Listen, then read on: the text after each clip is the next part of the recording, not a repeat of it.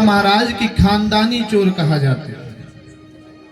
उसके बाप दादा भी चोरी करके परलोक सिधार गए, पर चोरी करना बंद नहीं हुआ। वो भी जब हुआ चोरी करने के लायक तो वो भी चोरी करने लगे। एक दिन महाराज जिस मार्ग पर वो चोरी करने के लिए गया, अब मैया देखो ध्यान से सुनियो, ठीक है, आप ही लोगों के लिए कह रहा हूं, ध्यान लाइन में लगा। जब वो महाराज चोरी करने के लिए एक मार्ग पर गया, उसी मार्ग से एक संत जा रहे थे। संत जी को महाराज देख करके उसने चाकू दिखाई।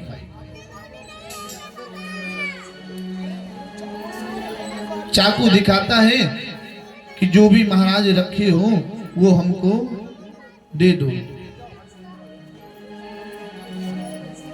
अब बाबा जी संतों के पास कुछ रहता है। संत जी ने कहा, बेटा मेरे पास तो कुछ भी नहीं है, बस सिवाय एक चीज की। वो क्या? वो चीज क्या है? जो भगवान का भजन करते हैं, बस वही है, बाकी कुछ और तो है नहीं। यहां तक कि मेरे पास तो कमंडल भी नहीं है कि जो हम आपको दे जाएं। उसने कहा, महाराज इतने भिखारी हो? हम तो सुनते थे कि संत लोग बड़े अमीर होते हैं, बड़े धन दौलत रहता है उनके पास, और आप कहते हो कि मेरे पास कुछ भी नहीं है। झोली दिखाओ। संत की झोली खोल करके देखता है महाराज, तो उसमें कपड़े के सिवा और कुछ नहीं है।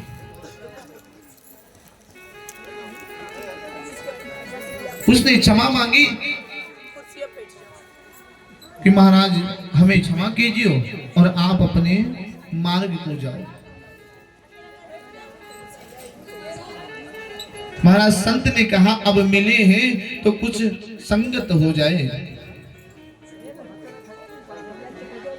उसने कहा, कैसे संगत? कहा, देखो बेटा, आप हमको गुरु बना लो।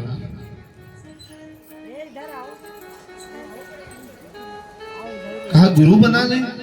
कहा, हमको गुरु बना लो, आपकी जीवन की नैया पार हो जाएगी और ये चोरी करना छोड़ दो।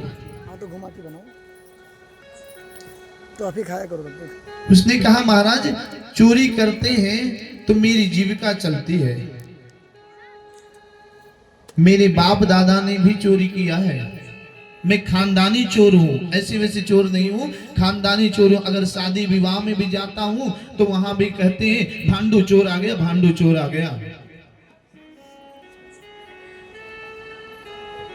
और आप कह रहे हो चोरी? आपके विचार में ये पाप होगा, मेरे विचार में तो ये पुण्य है। हम चोरी करना क्यों छोड़ दें? संत ने कहा, अच्छा ठीक है, अगर आप चोरी करना नहीं छोड़ते हो तो कोई बात नहीं, चोरी करो। पूरी जीवन चोरी करो,